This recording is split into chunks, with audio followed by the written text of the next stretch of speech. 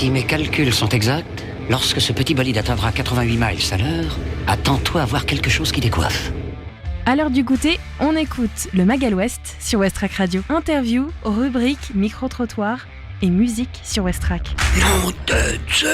Bonjour, bienvenue sur Westrack Radio si vous venez de nous rejoindre. Vous êtes de retour dans le Magal West, édition du mardi 17 mars 2026.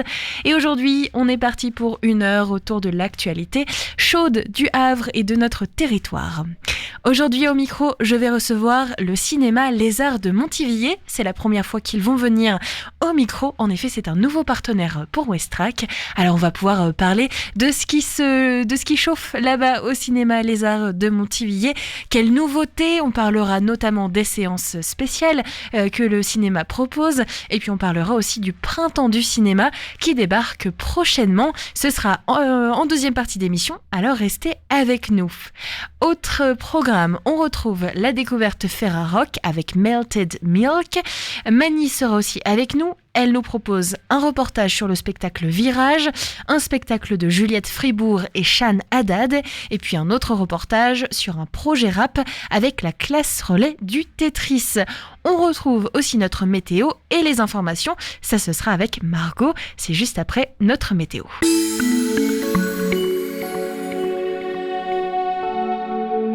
Ah, le beau temps est de retour pour cette journée, ça fait plaisir. Il faut dire qu'il va rester avec nous jusqu'à vendredi, voire samedi, avec une journée un peu plus nuageuse.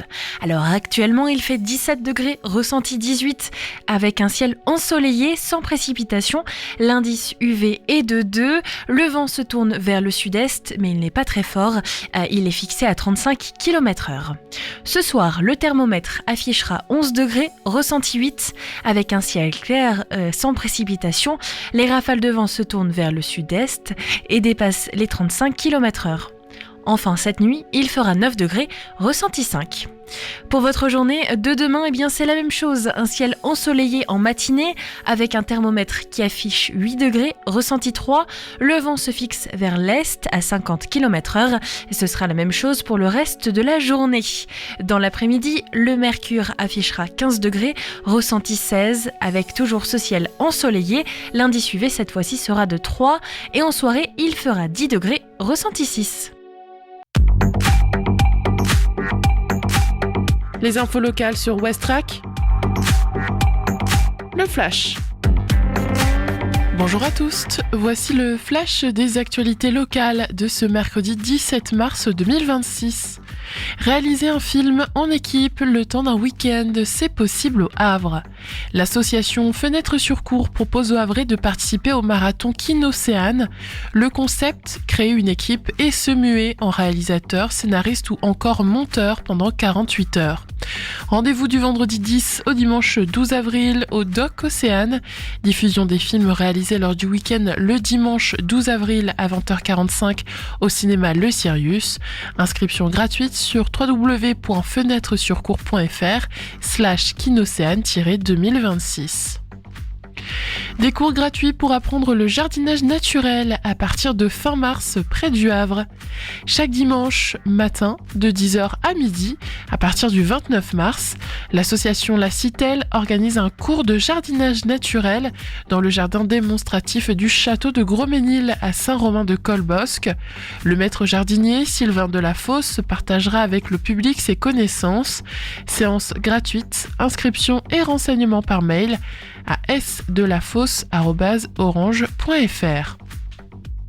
La raffinerie Total Énergie de Gonfreville entre remise aux normes et mise au vert. La raffinerie Total Énergie de Gonfreville-Lorcher va entamer une phase importante de travaux avec arrêt de l'activité pendant 2 mois, de fin septembre à fin novembre 2026. Sont prévues donc une remise aux normes des infrastructures et une amélioration des équipements pour baisser les émissions de CO2. À peine ouvert, le nouveau cabinet dentaire installé au centre de Cany-Barville est déjà saturé. Ils étaient précédemment à Reims et sont venus en famille s'installer sur la côte d'Albâtre. Le cabinet dentaire d'Éléonore Delamare et Alexis Mailleux est ouvert depuis septembre 2025 et plus de 250 personnes sont déjà en liste d'attente. Saint-Valery-en-Caux, le GEC lance un recrutement de 10 assistants de vie aux familles. Le groupement d'employeurs de Montville lance sa campagne de recrutement à Saint-Valery-en-Caux et ses alentours. L'objectif est de recruter 10 nouveaux assistants de vie aux familles. Renseignements ou pour postuler, vous pouvez envoyer votre CV à GECAD, donc GEIQAD, @gmail.com. Merci d'avoir écouté, ne partez pas. Le journal se poursuit maintenant avec les informations nationales et internationales. Bonsoir à tous. Dernière tractation avant le second tour. Les listes pour les municipales doivent être déposées avant 18h en préfecture et les ultimes alliances sont donc annoncées cet après-midi. À Poitiers, par exemple, la maire sortante écologiste fusionne avec le candidat insoumis. Des désistements également annoncés depuis ce matin, notamment celui de Sarah Knafo de Reconquête, arrivé 5e à Paris, mais aussi celui de Sébastien Delogu à Marseille. Le député insoumis explique vouloir faire barrage au RN. Ce sera donc une triangulaire dimanche prochain. Des saisies records de cocaïne en France, 13 tonnes interceptées par les douanes dans le port de Dunkerque. C'était le mois dernier, annonce le ministre de l'Action et des Comptes publics. 3 opérations ont permis de saisir cette drogue cachée dans des conteneurs. La valeur à la revente est estimée à 865 millions d'euros. Il est de plus en plus difficile de voir un médecin en France. 12 jours en moyenne pour un généraliste. C'est 3 fois plus qu'en 2019 et les délais s'allongent aussi pour les spécialistes selon le baromètre de la Fédération hospitalière de France. Conséquence, 73% des Français disent avoir déjà renoncé à un acte de soins ces 5 dernières années. La réponse d'Emmanuel Macron à Donald Trump sur le détroit d'Ormuz, alors que le président américain a appelé la France et d'autres pays à participer à sa libération via une coalition internationale. C'est non pour le chef de l'État.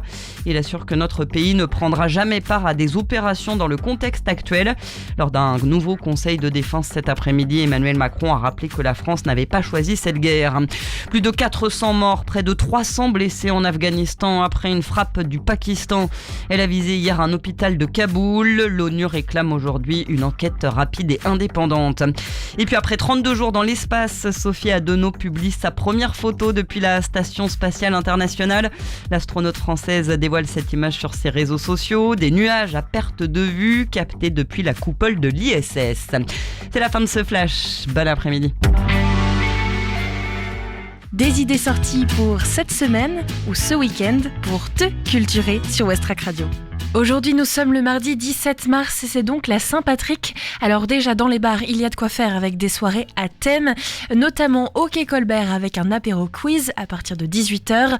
À l'Otari, à partir de 18h, il y a aussi une soirée Saint-Patrick et dans plusieurs endroits des quartiers du Havre et même de l'agglomération. Alors n'hésitez pas à regarder tout ça.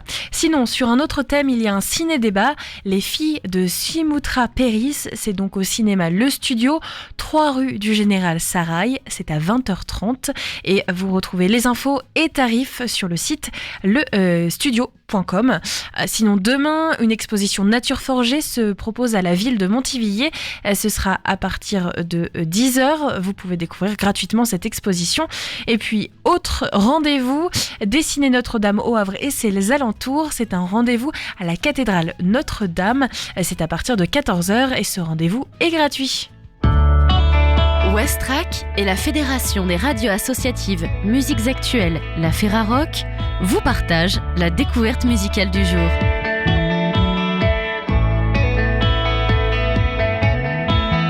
Cette semaine, la découverte musicale Ferrarock met à l'honneur le groupe Malted Milk qui revient avec un nouvel album intitulé Time Out.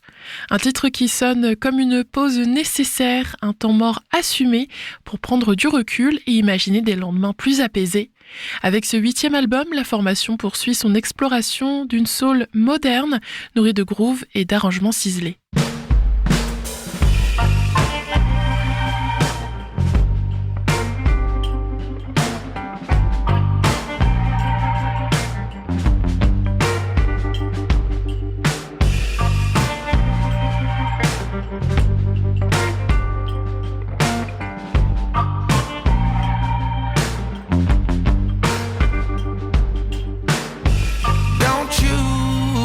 Make plans on a rainy day.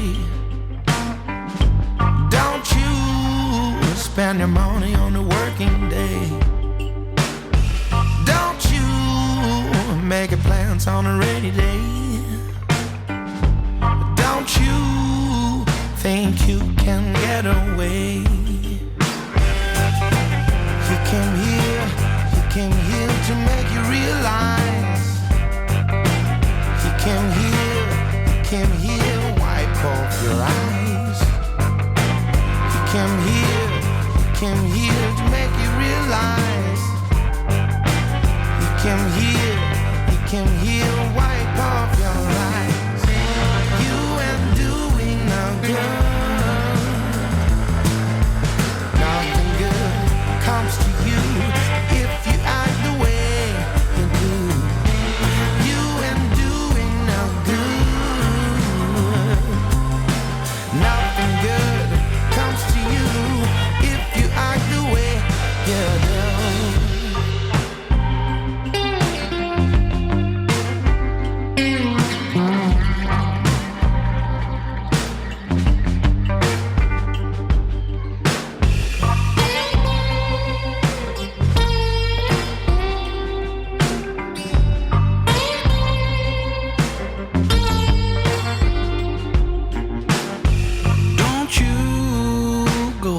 When the sun is high, don't you touch your corner when you prophesy. Don't you go fishing when the sun is high. Don't you think you can get by. He came here to make her realize. He came here, wipe off your eyes. He came here to make her realize. He came here, wipe off your eyes. You ain't doing no good. Nothing good comes to you if you act the way you do. You ain't doing no good. Nothing good comes to you if you act the way you do.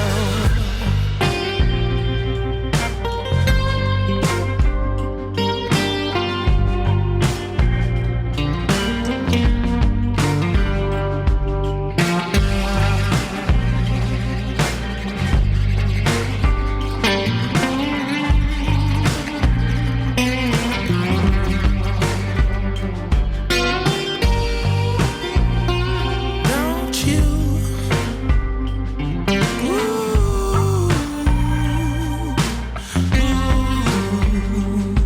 Don't you?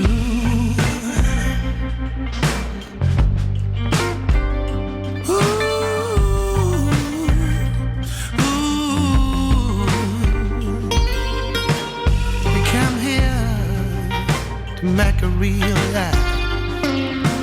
He came here.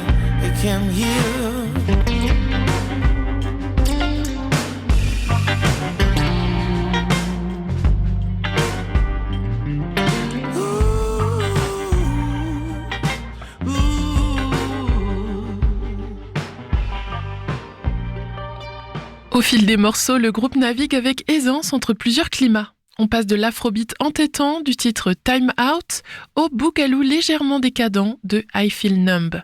Sans oublier la douceur de la ballade de What a Night ou l'énergie funky de It's Alright. Derrière cette richesse sonore, on retrouve notamment Marco Zinelli à l'écriture et à la production, déjà présent sur l'album 1975 et dont l'apport donne à l'ensemble une identité sonore particulièrement élégante.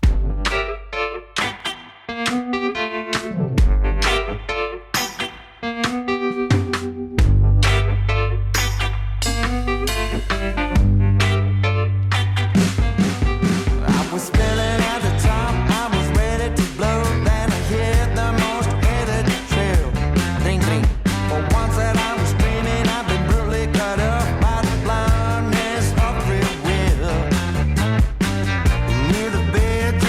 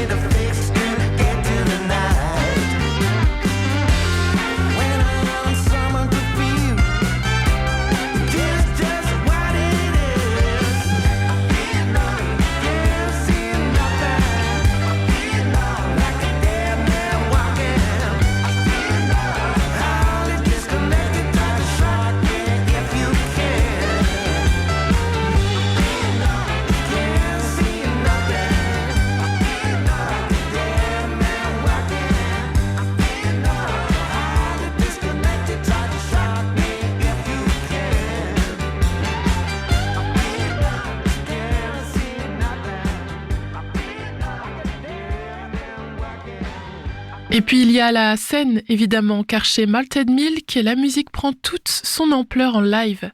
Précision des cuivres, énergie collective et sens du groove.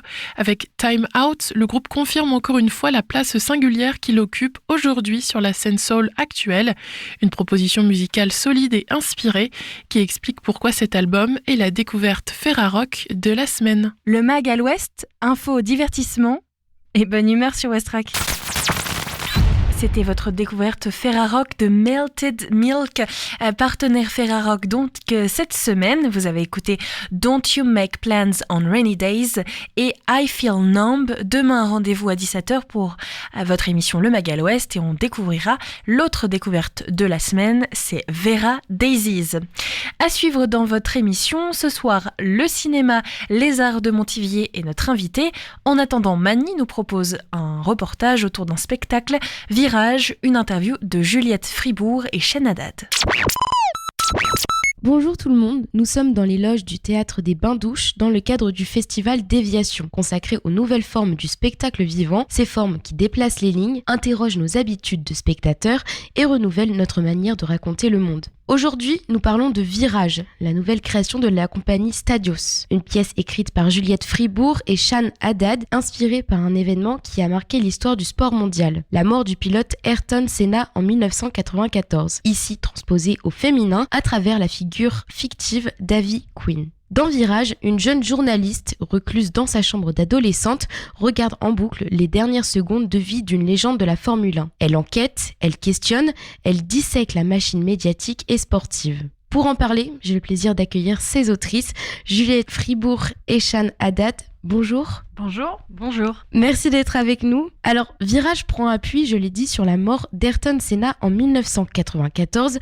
À quel moment cet événement est-il devenu matière théâtrale pour vous ? Au départ, on voulait écrire sur la Formule 1. C'était notre volonté. Au début, notre premier spectacle, c'était sur le tennis. Donc, notre processus vraiment d'écriture, c'est toujours de partir d'un événement sportif pour aller chercher une fiction de théâtre. Donc, petit à petit, dans le spectacle, le sport devient comme vraiment une toile de fond et on s'intéresse à d'autres sujets. Et donc là, on voulait s'intéresser à la Formule 1 en creusant sur le monde de la Formule 1. C'est l'époque, en fait, des années 90 avec l'arrivée de la télémétrie, des nouvelles technologies qui sont venues vraiment bouleverser le sport et en même temps parler aussi d'une époque. Donc c'est ça qui nous a intéressés. Et en creusant sur la Formule 1 des années 90, ce qui est ressorti vraiment très nettement, c'est le 1er mai 1994, la mort d'Ayrton Senna. Et on a enquêté, on a mené des interviews avec différents acteurs et actrices de cette époque-là, dans cet univers-là. Et la mort d'Ayrton Senna, c'était vraiment ce qui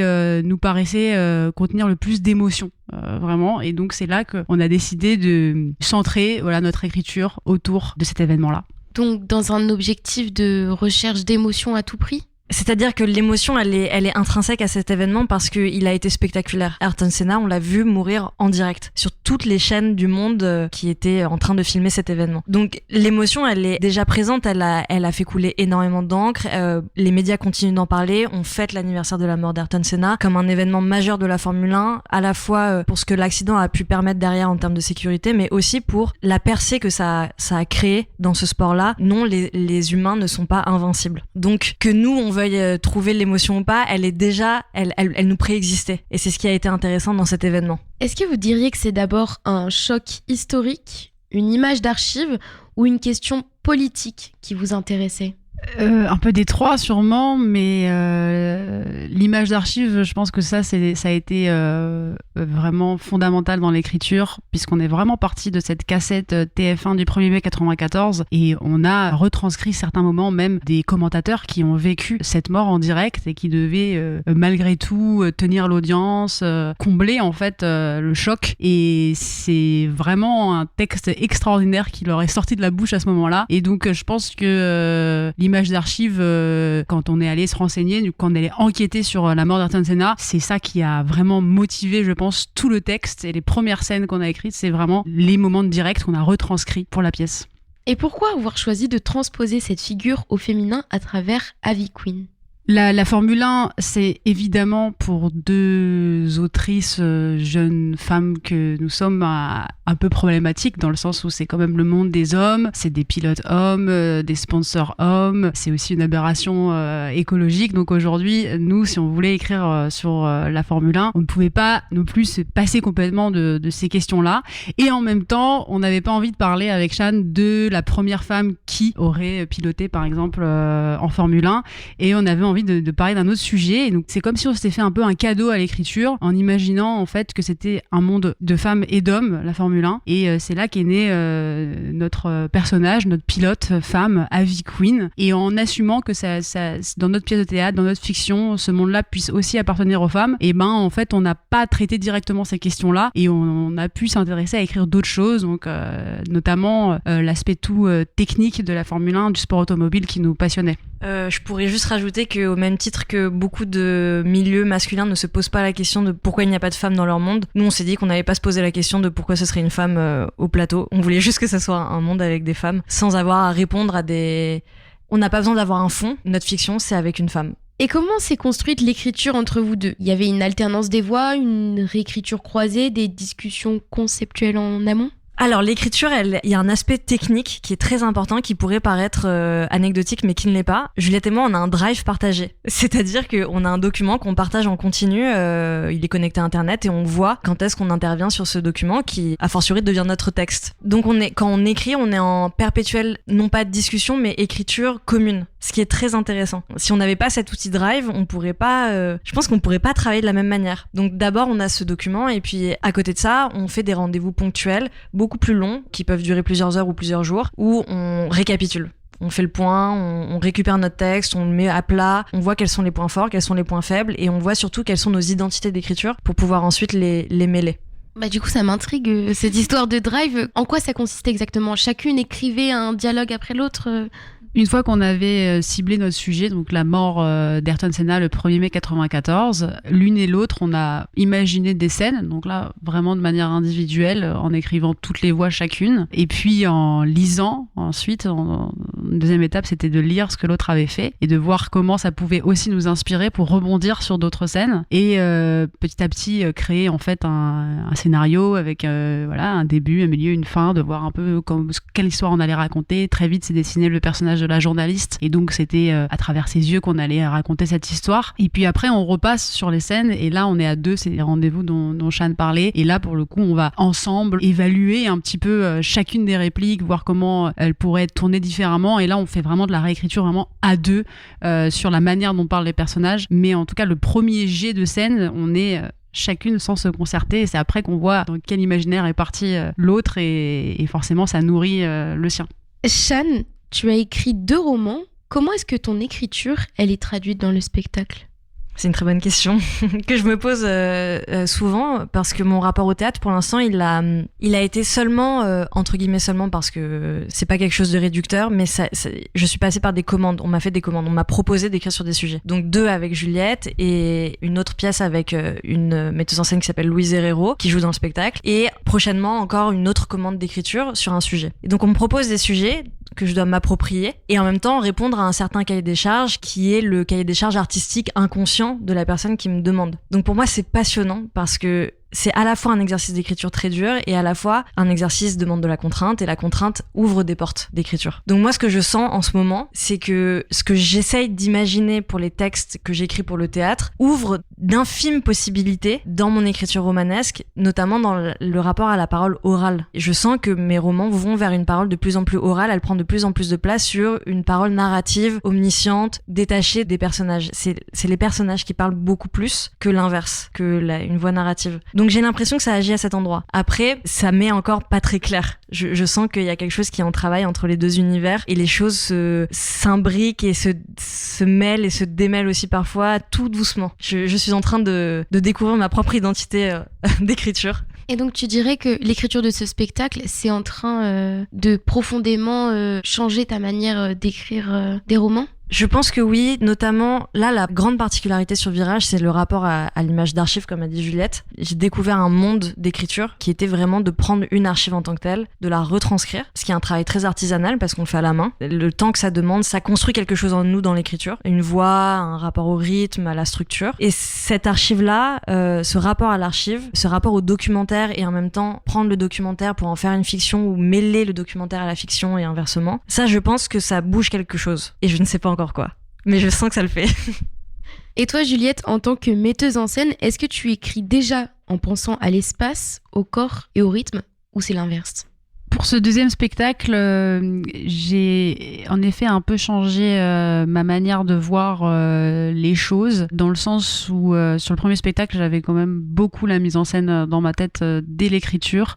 La discussion de la mise en scène faisait pleinement partie de nos discussions pendant l'écriture. Et là, avec Shan, on s'est un peu imposé comme contrainte de voir la création vraiment en 2 étapes et donc de se concentrer sur le texte pendant un peu plus d'1 an et demi, et ensuite qu'on ait fini le texte, on ait mis le point final, que moi j'ouvre la phase de mise en scène, et donc j'imagine, je m'empare de ce texte comme si finalement c'était pas moi qui l'avais écrit, et que je mets ma casquette de metteur en scène et je me demande comment mettre en scène ce texte. Donc j'ai vraiment imaginé en 2 phases, ce qui était passionnant d'ailleurs, et je continuerai de faire comme ça.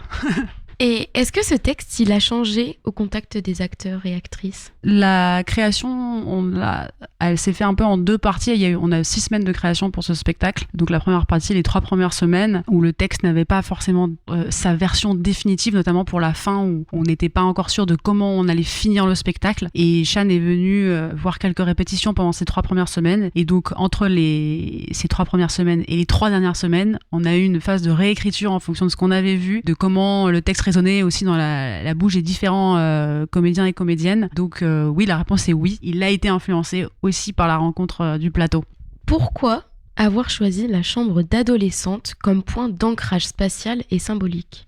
Alors la chambre d'adolescente, plus précisément, en fait, la journaliste, c'est une jeune femme qui a plus ou moins 30 ans et qui est de retour chez ses parents dans sa chambre d'adolescente. Et c'est, je pense, un endroit, la chambre en particulier quand on est adolescent ou adolescente ou même enfant, où on va un peu rêver, on va s'inventer des histoires, jouer aussi à être une journaliste, à interviewer des stars ou à être soi-même la star qui est interviewée. Donc cette chambre aussi un huis clos qui nous faisait penser au box de l'écurie de F1 où il se passe beaucoup de secrets, des secrets techniques, mais aussi des secrets, notamment le premier 94, on ne sait pas exactement ce qui s'est passé, mais il y a sans doute eu des secrets du côté de l'écurie Williams-Renault sur comment avait été peut-être fabriquée la voiture. Donc cet espace de la chambre comme un espace intime de la journaliste, c'était pour nous un espace super intéressant et super inspirant.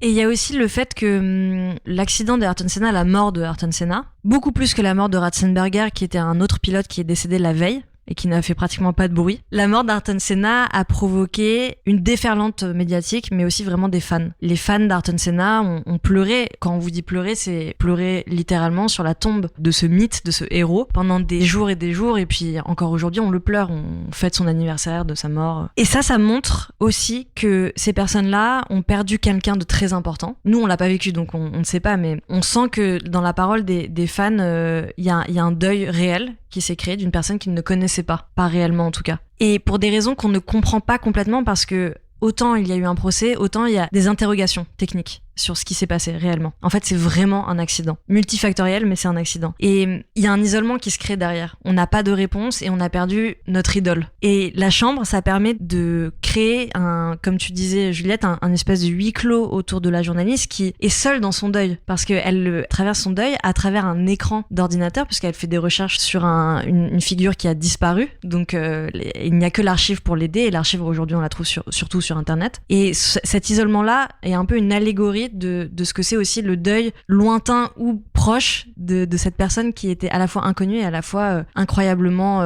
universelle. Et cette journaliste, justement, est-ce qu'elle enquête uniquement ou il y a autre chose à comprendre ? Elle enquête sur quelque chose qui est déjà réglé. On a tout ce qu'il nous faut, mis à part ces histoires d'interrogations techniques dont on n'aura sans doute jamais les réponses. Elle enquête sur quelque chose qui a été maintes fois raconté, mis à plat, diagnostiqué, décortiqué, mais à un point dans toutes les couches de la société, que ça soit dans un tribunal, que ça soit par des experts ingénieurs, que ça soit par les médias, qui savent très bien faire des enquêtes. Tout le monde a eu un mot à dire sur cette histoire. Donc si on prend le mot enquête, on peut mettre entre parenthèses le préfixe EN. On peut juste prendre la quête. Parce que dans cette traversée de la journaliste du début à la fin de la pièce, elle enquête sur quelque chose qui est déjà réglé. Du coup, on ne sait pas exactement ce qu'elle fait avec cette histoire, mais elle-même ne le sait pas. Elle plonge dans une image, dans une iconographie, peut-être un petit peu idyllique parce que quand on ferme les yeux pour n'être que dans son imaginaire, on a moins de problèmes pendant un temps. Et elle plonge et elle cherche quelque chose dont elle n'aura ni la réponse ni réellement la question qui la motive. Donc oui, il y a sans doute quelque chose d'autre à voir avec cette figure. Pourquoi tomber en amour, dans tous les sens du terme, avec une personne qu'elle n'a jamais rencontrée, qu'elle ne verra jamais et qui est morte et enterrée depuis plus de 30 ans? Le personnage de la journaliste regarde en boucle les dernières secondes d'Ivy Queen. Est-ce une critique de notre rapport contemporain aux images ? Une critique, je sais pas. Je pense qu'on a dû s'inspirer aussi de nous, notre rapport aux images et comment on a pu un peu devenir aussi obsédé par cette cassette TF1 à regarder en fait cet l'accident d'Ayrton Senna en boucle. Il y a quelque chose il y a de l'ordre du voyeurisme sûrement, de voir quelqu'un mourir en direct. C'est peut-être un peu honteux. Moi, quand je regardais, je me demandais si quelqu'un allait arriver et qu'on allait me voir en train de faire ça. Donc, je pense que on l'a mis dans le texte. Peut-être pour critiquer, mais sûrement aussi tout simplement parce que c'est exactement ce qu'on a fait. Et donc c'était pour parler de nous aussi et de notre rapport un peu morbide en fait aux images sensationnelles. Votre compagnie Stadios, elle explore les axes théâtre-sport et théâtre-genre. Qu'est-ce que le sport révèle au théâtre ?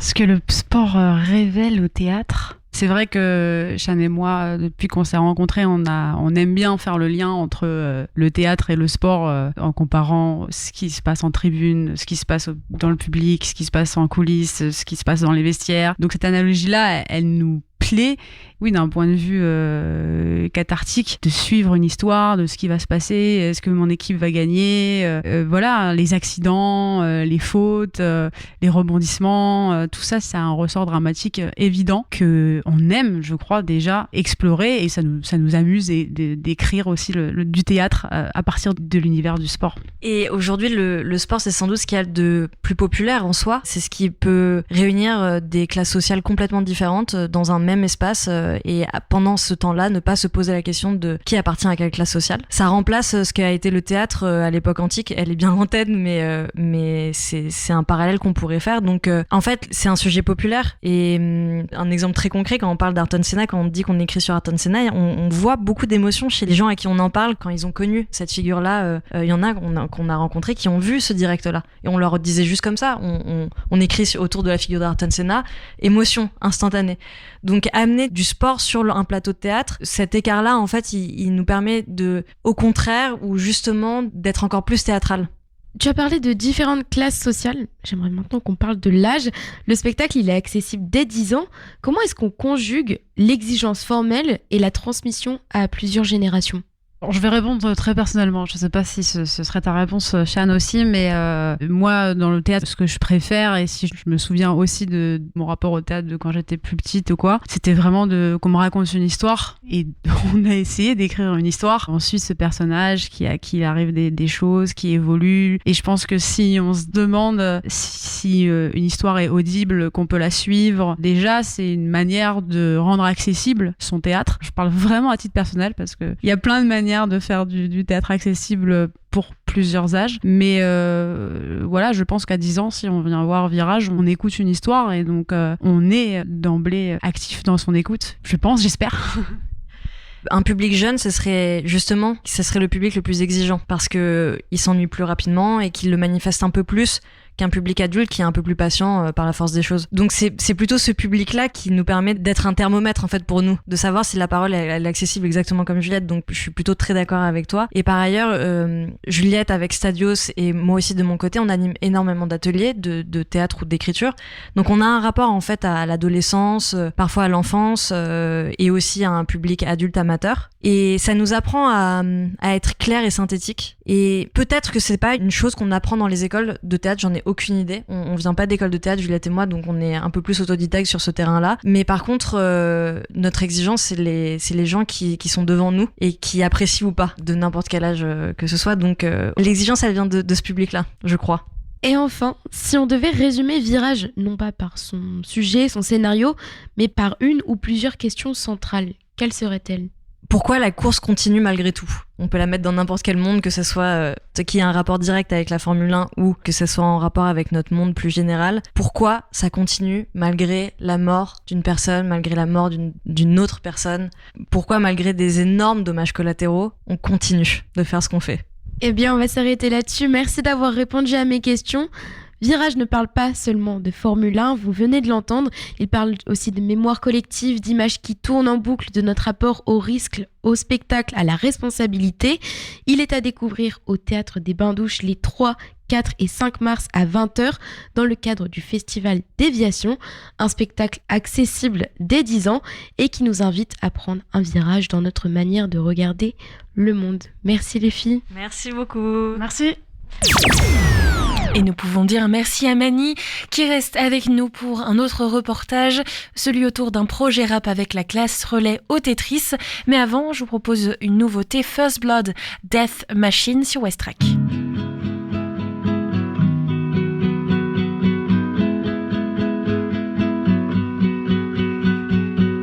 It's all you do, but you sure did nothing. You say, please clean up this ordeal. I know the words that you speak here, nothing, I'm deaf, I will not ever heal. I don't believe you, you said, waiting for news to claim my head. We're dead, you're coming on to draw first blood, to draw first blood. You drew first blood. Wipe off the blood beneath your nose. You should cut down on all that rum and coke. Incoherent thoughts that I once knew how to interpret when we choke. I cannot see you, I said, waiting for words to claim your head. You're dead, I'm coming on to cleanse my blood, to cleanse my blood, to cleanse my blood.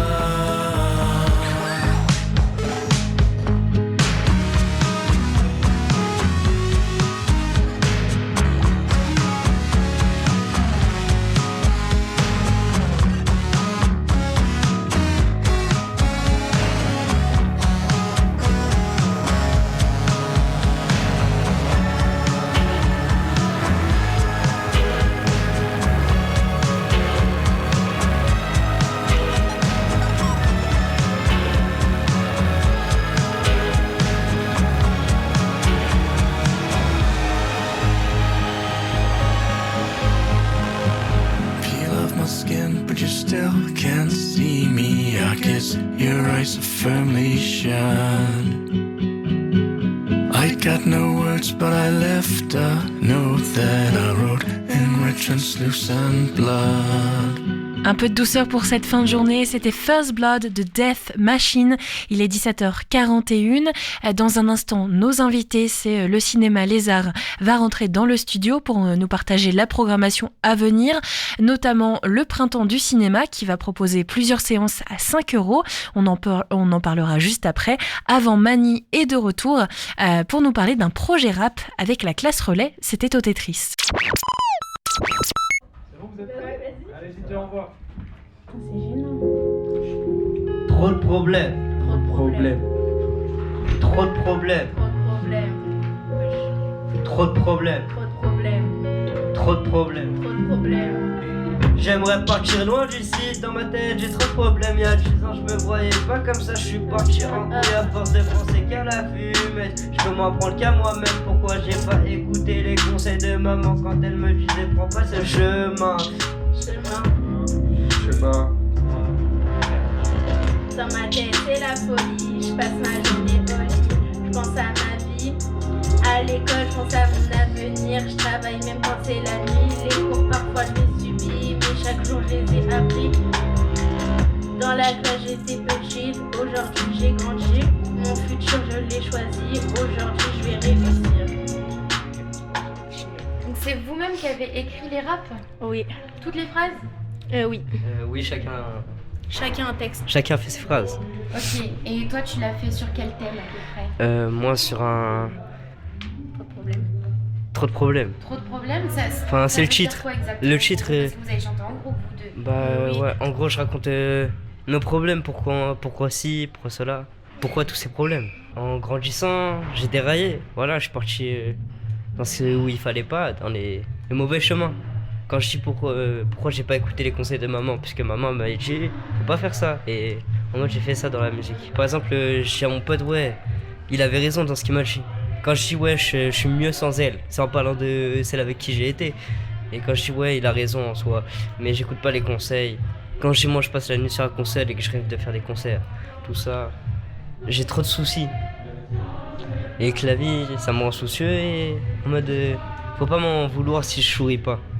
Parce que tous ces soucis, ça fait un tout et puis voilà, c'est ce que je raconte dans la musique. C'est plusieurs soucis. Moi mon texte c'est les problèmes à l'école. Ouais. C'est... je fais n'importe quoi. Et du coup, j'aurais dû aussi écouter ma mère. Et dans la musique, j'ai dit, faut pas que mon frère il prenne le même exemple que moi. Parce que... il est encore petit, ça veut dire s'il voit ça se faire des bêtises, il va faire pareil. Est-ce que vous diriez que là, de rapper certaines choses, ça vous a aidé à prendre conscience? Oui. Ouais. Dire des choses en rappant, parfois c'est plus facile. Bah, en vrai... Ça s'exprime mieux. En plus, c'est dur à dire, mais une fois que t'as tout lâché en mode c'est bien, t'aimes bien. Par exemple, la toute première fois que j'ai été sur la... Celui de sa frappe dans ma tête, j'ai mis ton visage sous la fête. Tu dis bébé, j'ai changé, promis. Mais t'as les mêmes yeux remplis quand je dis, lundi. Moi j'étais ton pilier, ton soldat, mais t'as voulu tester. Je sais même pas pourquoi, t'as tiré sans même réfléchir. Maintenant tu reviens en train de fléchir. En train de fléchir. À l'école sont Pythagore, ils le trouvent beaucoup trop par corps. Ils oublient leur subjonctif, ils foutent rien, ils sont en kiff. Je leur parle de culture, répondent par de la luxure. Ils valident pas ce que je leur propose, ils savent même pas qu'ils parlent en prose. Parce qu'ils ont trop de problèmes. Trop de problèmes. Trop de problèmes. Trop de problèmes. Bonjour à tous et à toutes, moi je m'appelle Karim Emmanuel. C'est ma journée au Tetris. Elle était quand même bien. Non mais je rigole, elle était archi bien. Il y avait tout le monde, ils étaient là. On nous a montré comment rapper, écrire des chansons et quoi encore. Le thème de rap, c'était quoi encore? On pouvait dire des gros mots, mais des gros mots limités, genre. Des mots familiers. Genre, si on disait des gros mots, on allait être sanctionné au collège. Des gros mots qui rentraient dans le scolaire quand même, parce qu'il fallait pas abuser non plus. Est-ce que vous pouvez nous expliquer de quoi ça parlait, vos paroles? Ça parlait parfois d'amour, love, tristesse, rancune, je sais pas. De plein de trucs. Des choses importantes pour vous? Ouais. Et pourquoi elles sont importantes? Lui, ça parlait un peu de son avenir, moi aussi. Et... c'est quelque chose qui vous angoisse un peu? Ouais, un peu. Un peu, pourquoi? Moi, en tout cas, j'ai peur de finir sans travail à la rue, sans maison.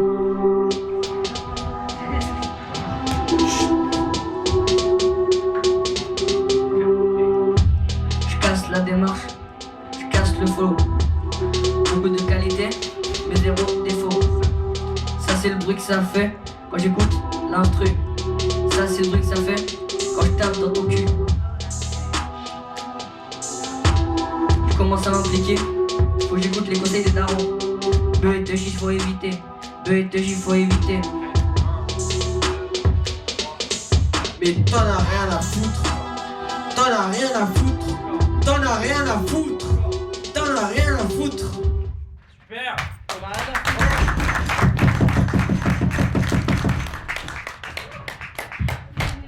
C'était parfait. C'est trop nickel. Et merci le Tetris et puis et merci à Corentin aussi. Merci Parce à que Corentin. C'est grâce à lui on a fait nos Qui a réalisé le concert. C'est grâce à lui on a fait des sons, on a appris plusieurs choses. Merci à Corentin Merci et à merci au Corentin. Phare de Tourneville et c'est tout, au revoir. Merci à tous nos profs. Merci à vous d'être merci. Et il est 17h47, vous écoutez toujours le Magal Ouest sur West Track Radio.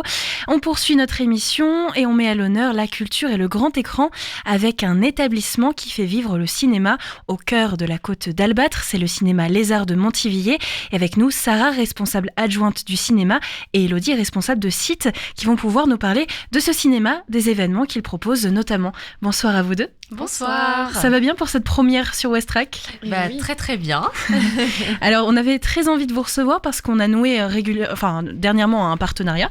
Donc, c'était l'occasion de pouvoir présenter ce cinéma qui, j'imagine, est bien connu des Havrais et des Havraises et de nos auditeurs. Mais quand même, est-ce que vous pouvez nous parler un petit peu de ce cinéma, sa particularité, notamment dans l'offre culturelle du territoire ? Alors, on est un cinéma qui fait partie du groupe donc Noé Cinéma. On est un complexe de 4 salles avec la petite particularité d'être en full Atmos. Donc, toutes nos salles sont équipées en Dolby Atmos. Et on est situé à Montivilliers, donc 2 rue des Verdiers. Tout proche du Havre. Tout proche du Havre, c'est vrai, à l'entrée de Montivilliers. Très rapide d'accès. Et donc, vous proposez régulièrement des sorties, des avant-premières, des événements, que ce soit pour le public plus large, mais aussi parfois pour le cinéma d'art et d'essai, et puis le jeune public. Tout à fait. On a plein de films et plein d'animations et de séances particulières pour les plus petits, donc à partir de 18 mois chez nous, jusqu'aux plus grands, donc 99 ans et plus. On essaye d'en faire pour tout le monde, pour les petits, pour leur montrer qu'est-ce qu'une salle de cinéma, qu'est-ce qu'un film, qu'est-ce qu'un court-métrage, pour les adolescents et les jeunes adultes qui sont soit en recherche qui sont curieux de voir des films un peu à réessai ou des films cultes qu'on a tous vus ou qu'on doit tous voir, et puis aussi des films de comédie, pour passer un bon dimanche tous ensemble en famille ou entre amis. On a de tout à Montivilliers. Et comment vous conciliez justement ces sorties plutôt grand public, ces classiques, les propositions plus originales ? Alors, on a tous les mercredis des sorties de films, évidemment. Et puis, chaque mois, on va avoir 3 séances qui vont revenir sur l'année avec des thématiques différentes. Donc, on a les Arts Mini, qui sont les films pour les enfants à partir de 18 mois. On a les Arts Juniors à partir de 5-6 ans. On a le Ciné-Club Jeune pour les 15-25 ans. Et on a les Arts Classiques. Donc là, c'est un jeudi par mois. Pour tout le monde, évidemment, à partir de 15 ans quand même, pour les gros classiques du cinéma français et autres qu'on propose. Ouais. On a également les Arts Seniors aussi. Et les Arts Seniors, tous les premiers lundis du mois à 14h15, on a toujours une ressortie de film qui a marqué l'année précédente. Donc ça peut être comme une comédie, ça peut repartir sur un drame, ça s'appelle les Arts Seniors, mais encore une fois, c'est ouvert à tous. Et sur toutes ces séances-là, c'est un tarif vraiment avantageux, puisque pour les Arts Mini, Arts Juniors et Arts Seniors, on part à 3,70. Pour les Arts Classiques, on est à 5,90. Et pour le Ciné-Club Jeune, on est à 5,50 pour les plus de 25 ans et à 4,20 € pour les moins de 25 ans. Tout à fait. Et même en dehors de ces formules-là, c'est vrai qu'il faut dire que la place de cinéma par rapport à d'autres cinémas concurrents de l'agglomération ou du territoire sont quand même plutôt préférentielles, on peut le dire. On a une chance. Ouais. En moyenne, une place de cinéma chez nous va coûter 6-7 € Oui, pour exactement. faire une moyenne. Une moyenne à l'année, oui. On a aussi des séances un peu plus poussées avec des associations comme Havre de Cinéma, Cannibale Peluche. Donc par exemple avec Havre de Cinéma, on a une séance à peu près tous les mois ou tous les 2 mois qui s'appelle Les Inédits. C'est une séance en fait sur un film qui n'est pas sorti dans l'agglo et du coup qu'on propose en inédit, du coup, pareil, à un tarif à 5,90. Et pour Cannibale Peluche, c'est du cinéma un petit peu plus pointilleux. Terrifiant. Non, ça dépend. C'est pas toujours terrifiant. Avec aussi une association qui présente et toujours 5,90 aussi. Vous faites partie du réseau Noé, mais justement, c'est important pour vous d'être ancré dans ce territoire sur ces questions, de travailler avec des associations et aussi du tarif, parce qu'on entend, voilà, en 2026, déjà les années précédentes, le cinéma coûte cher. Pour vous, c'est important de proposer des séances à tarif préférentiel et de travailler aussi avec les associations du coin. Oui, tout à fait. Oui. C'est une chance qu'on a parce qu'on est accompagné de très belles associations, de personnes qui sont dévouées et qui ont aussi l'amour du cinéma comme on peut l'avoir. Et c'est une chance de les avoir, de les accompagner et du coup de pouvoir accueillir toutes ces personnes à un tarif préférentiel, ça c'est sûr. On n'a pas précisé aussi qu'on était exploité par la communauté urbaine aussi. Oui. Donc effectivement, on est travaille, un cinéma d'agglomération en fait. Exactement. On est un cinéma pour les gens. Et pas pour l'argent. Ça comme ça. C'est beau, ça, on va la garder. Côté film, c'est quoi l'actualité chaude chez vous en ce moment? Surtout qu'il y a une sortie, des sorties demain. Tout à fait. Qu'est-ce qu'on peut retrouver? Alors dès demain, du coup, on a Projet Dernière Chance. Donc c'est le dernier film avec Ryan Gosling, donc, qui est plutôt très prometteur. Il est assez long, il dure quasiment 3 heures, mais les retours pour l'instant sont plutôt positifs. Donc, à voir. En tout cas, on a eu la chance de l'avoir en avant-première dimanche dernier. On a eu des bons retours de nos spectateurs. Donc, on attend avec impatience demain les premières séances du film et de voir si ça plaît à tout le monde. Une bonne comédie, un bon film d'action, en fait. Ça fait longtemps. C'est vrai. Donc, ça, c'est la sortie de demain. Est-ce qu'il y en a d'autres? Alors, nous, en sortie, on n'a que ça, en sortie nationale. Pour demain, en tout cas. Pour demain, en tout cas. Après, sur la semaine, on a aussi, donc, comme je disais tout à l'heure, une séance avec Cannibal Peluche, donc, qui s'appelle La Tour de Glace. Donc, toujours avec un ciné-débat à la fin avec l'association. C'est avec Marion Cotillard. C'est un film qui date de l'année dernière. Donc un peu spécial, mais hâte de le voir en tout cas, à découvrir. Et donc c'est jeudi à 20h30 au Cinéma Les Arts. Et on a aussi pour cette semaine en événement une séance unique sur le film David, samedi matin à 10h. Et puis chaque semaine on propose des films clubs, donc là classés art et essai, qui sont précédés d'un court-métrage. Cette semaine c'est Rousta. Donc toujours en version originale. Bravo. Oui, merci. Je me suis entraînée. Donc voilà, pour les événements de la semaine, on va être sur ces 3 grosses séances. Et puis bien sûr cette semaine tant attendue, on a le printemps du cinéma qui arrive avec les beaux jours qu'on connaît là dernièrement au Havre. Le soleil revient et le cinéma accessible à tous à 5 € uniquement. Donc à partir de dimanche 22 mars jusqu'au mardi 24 mars, toutes nos séances sont à 5 €. Pour les plus de 15 ans évidemment, parce que nous, le tarif moins de 15 ans est à 4,40 €. C'est encore moins cher. Donc voilà, le printemps du cinéma, c'est une opération menée par la Fédération nationale des cinémas français. Et c'est une opération qui fonctionne très très bien, parce que 5 €, ça permet de venir voir plusieurs films. Pour le prix de 2 films, vous avez normalement plusieurs films dans la séance. même journée aussi. Exactement. Il y a des personnes qui font des marathons cinéma. Et est-ce qu'ils le font pour les films ou pour l'équipe du cinéma? On ne sait pas. Pour l'équipe du cinéma, je pense. Ça restera un mystère. Et donc pour ce tarif unique à 5 € la séance du 22 au 24 mars, on peut préciser, c'est tout genre de films inclus. Hein. Exactement. Toute séance. Pour tout le monde, entre amis, en famille. Si vous voulez emmener les enfants, les petits-enfants, les petits cousins, on a Jumper, Biscuit, Goat, Marsupilami, qui sont nos 4 gros dessins animés, on va dire. Enfin, Marsupilami est un film, mais voilà, tout public, plutôt familial. Exactement. Comme Les Enfants de la Résistance aussi, qu'on aura également ce week-end. Et en comédie, on a Chers parents ou Les Cadors à découvrir ou à redécouvrir aussi. 5 €, c'est peut-être l'occasion de revoir un film qu'on a déjà vu mais qu'on a aimé. Ça nous fait toujours plaisir de revoir les gens. Et puis, du coup, Projet Dernière Chance, c'est 5 € ce week-end, donc c'est l'occasion de le voir. De le découvrir. À pas cher. Au Cinéma Les Arts. Alors, on a parlé de votre travail avec les associations et c'est vraiment quelque chose qui est présent dans votre programmation. J'aimerais qu'on parle un peu de l'association Transfert et Lâche. Nous, on a eu l'occasion de la recevoir plusieurs fois au micro de Westrack, de faire des reportages, mais c'est des séances donc, qui permettent d'être accessibles à tous et donc il y a vraiment un travail avec ce genre d'association. Transfert et Lâche, qu'est-ce que ça apporte à la programmation ? Alors, ça nous apporte beaucoup puisque malheureusement, aujourd'hui, il y a encore des personnes qui n'osent pas aller au cinéma par peur de déranger, du regard des autres. Et avec Transfert et Lâche, ce sont des séances, donc pareil, une fois par mois, toujours le samedi, toujours à 14h15, avec vraiment, tout est adapté pour les personnes qui n'osent pas aller au cinéma, qui ne supportent pas le cinéma. Donc le son est baissé et nous avons une équipe de bénévoles dans la salle qui permettent de déplacer les personnes qui sont gênées et non les personnes, entre gros guillemets, qui gênent, puisque en réalité, personne ne gêne. C'est un tarif aussi avantageux, donc toujours à 5,50 la place et toujours 4,40 pour les enfants. 5,70, pardon, je dis 5,50 mais c'est 5,70.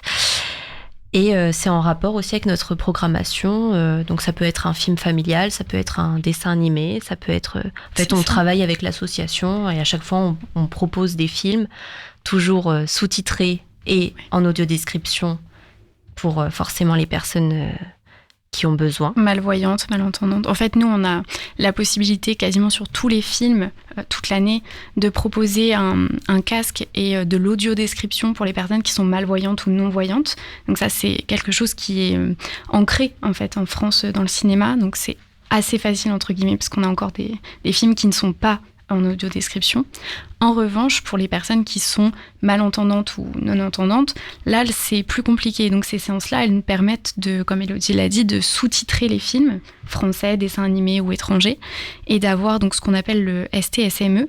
Le sous-titrage est aussi donc le sous-titrage des dialogues et le sous-titrage de musique d'ambiance. Bruit de porte, toutes ces choses qu'on n'a pas sur les séances en version originale parce qu'on en passe beaucoup, donc ça c'est de l'accessibilité, mais la version SME c'est vraiment un atout et c'est pour ces personnes qui ne peuvent pas venir en temps normal, donc c'est quelque chose qu'on apprécie beaucoup, que les gens apprécient beaucoup. Parce que on a de plus en plus de monde et les gens sont au rendez-vous tout le temps. En fait, aux arts, le principal, c'est que vous trouviez votre séance de cinéma si vous êtes un enfant, un grand, avec ou sans handicap, avec ou sans...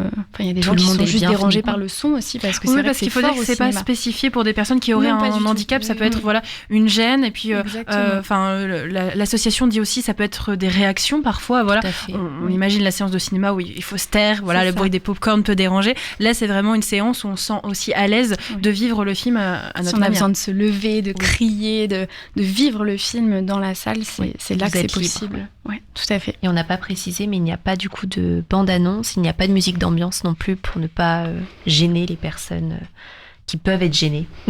Oui. Donc on a pu parler de ce qui va se dérouler là sur le mois de mars et puis votre travail avec les associations. Sur le reste de l'année, vous avez des projets, des collaborations à venir ? Il y a plein de projets. C'est une très belle année pour le cinéma. On le voit avec le premier trimestre, c'est formidable. On est très très très contente. On a des belles sorties. On a de très belles sorties. Il y a de très beaux films. Et puis là sur avril, avec les vacances de Pâques, on vous attend nombreux pour Super Mario et pour Cocorico 2. On sait que ça va être quelque chose qui va plaire. Plus, c'est ça. Et on sera au rendez-vous avec vous. Donc pour Super Mario, on a déjà les préventes qui sont en ligne. Pour ceux qui sont intéressés, vous pouvez déjà réserver vos places aux arts. Et puis sur le reste de l'année, on va continuer notre travail avec les associations, avec les écoles aussi. On travaille avec le lycée Jean Prévost par exemple. Voilà, on a plein de choses qui arrivent. Plein de belles choses qui arrivent. Il y a aussi des formats de festivals que vous proposez régulièrement ? Oui, tout à fait. On a donc là récemment fait un festival 100% les arts et communauté urbaine du Havre qui s'appelait les arts au féminin.